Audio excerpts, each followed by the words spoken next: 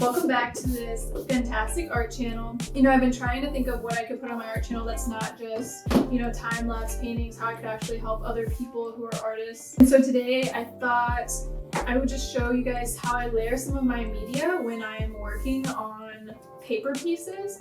This is actually pretty true for when I'm working on some of my canvas pieces as well, but for paper, I definitely use several more products like watercolors, inks, acrylics, gouache. Some of my favorite pieces I've ever made are these little abstract guys that were on these little like 9x12 pieces of paper. So today I have, what is this actually? So I think these are 5x7. This is a Strathmore watercolor paper deck. The paper actually has like a really nice grain to it. So we're gonna take a piece out of here. Sometimes I will tape off my paper if I know I want like a clear border or I want to peel it away and reveal a really nice kind of structured painting, but a lot of my stuff lately has been organic shapes that almost look worse if there's a border. It looks a little forced if there's a border. So for today, I'm not going to put a border down, but if I do, I use like a painter's tape, and I just make sure not to leave it on there too long so that it doesn't peel away any of the paper pulp. I will typically start out with a marker. One of my favorite markers to start out with is just like a beige tan, like something that doesn't have a ton of color to it, but allows me to mark down some ideas. So I might start here, and today I'm feeling inspired by some memories I had as a kid where I went to this place called Wacky Waters. Anyone who knows me knows of Wacky Waters, and it was just like my family didn't go on a lot of vacations or go to a lake or have a bunch of relatives or friends where we went out to hang with. So in the summer, my time was literally spent all the time at Wacky Waters, and it was just a cool water park.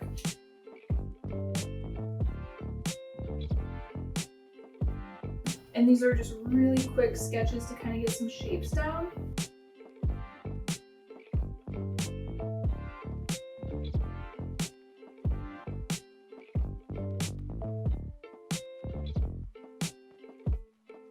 The key is that you just need to know what you're trying to do with your picture. No one else needs to know what it's going to look like, but you should have a solid idea, at least of what you're inspired by. The next thing I will do is go to my watercolors. So I've had these for a while because I don't use a ton of watercolor, but they're just koi watercolors. It's supposed to be on the go, and obviously you can see it's really messy. I was searching around for my ink. They're like these little, it's calligraphy ink.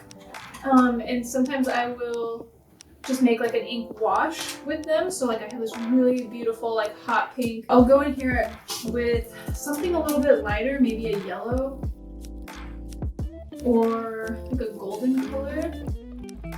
Even just this green is kind of nice. And I really get it wet.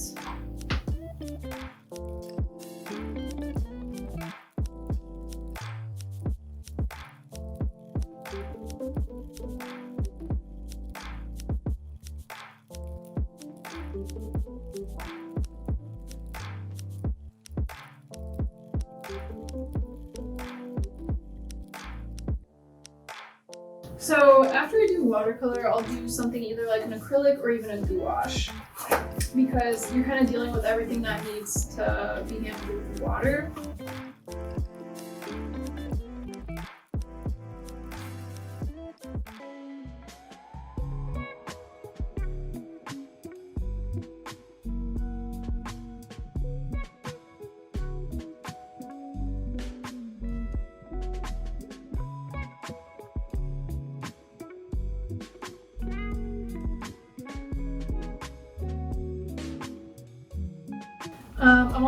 I have a really bad habit of just using whatever surface I can to put paint on and mix it because I'm really impatient.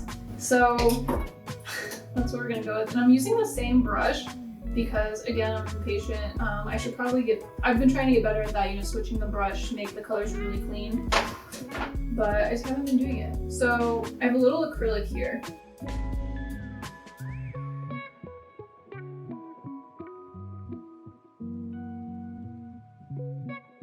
So at this point, I'll let this dry. Okay, I couldn't wait any longer. I went and blow dried it. So I have this nice turquoise, which is a good contrast to the pink and muted colors. So yeah, these are just some Prismacolor markers that I have had for a long time and that I really, really adore.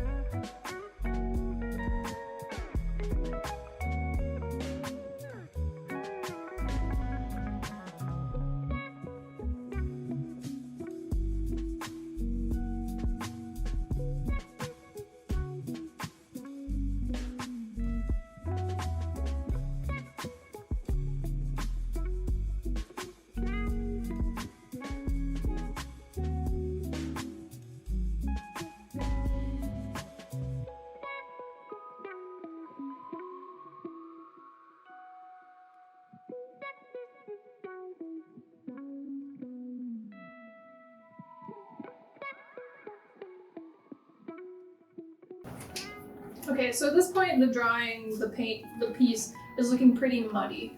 That's when I'll use some of these like thicker materials or items that have a bit more pop to really break up some of this muddiness. I might use it to outline something, just draw the eye away from like really muddy areas.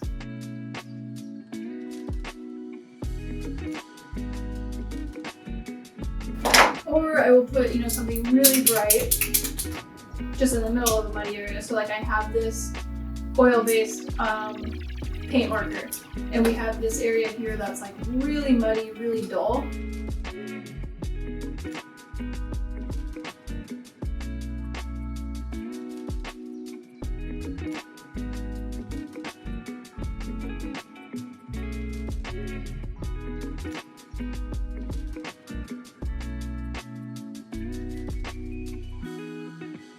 So what I was saying, after I got through the paint markers and the watercolor and the gouache, all of that, then I'll find some finer tipped items to go in and define these areas even more, just to add even more interesting bits.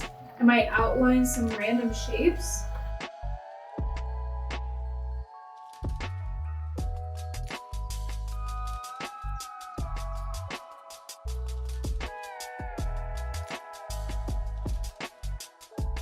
And the reason I layer it like this is like these paint markers can go over any surface, whereas if I were to try to put watercolor on top of the paint marker, you're not going to see a whole lot because it's very transparent. So if you're kind of starting out or if you're new, a good way to think of it is the way you kind of build up from like very broad to very focused when you're working on a painting. You're also going to build up from transparent to very opaque. So the more transparent, you're going to lay that down first. And the more opaque, the more thick it is, that you can't see through it very well. That's what's going to be last.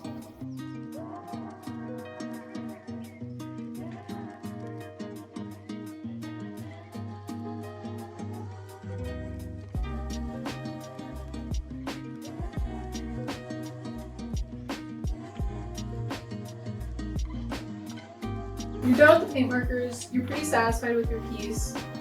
I'll go in and make some texture then with some colored pencils. So I don't want it to be, a crazy amount of texture or anything that's like so noticeable, like the focus of the piece.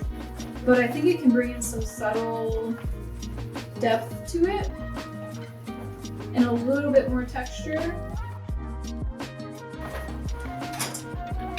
So I really like that. I added in some darker spots and some lighter spots with those colored pencils, just like really, upping that contrast even more. And to me, this like really captures the feel of what I was talking to you about in the beginning, the wacky waters, the playground. Like this looks like a playground to me, and really captures the feeling of like saturated summer, warm summer to me. I love it a lot. What you'll want to do is you'll want to sign your piece. I don't really have a set way to sign anything, so I might pick, just whatever feels good for the day. And today it's this thin marker, and just added my signature to it, and yeah. That is in a very quick nutshell how I will layer media on paper pieces. On canvas, very similar, but I'll probably water down acrylic and then use that in several ways rather than using so many different mediums. It's one medium just watered down and thickened up and all that. So I hope you enjoyed this. I hope it inspired you at least to maybe experiment a little bit, see what you can play around with, see what you can layer. I hope everyone has a great day and keep creating. All right, bye guys.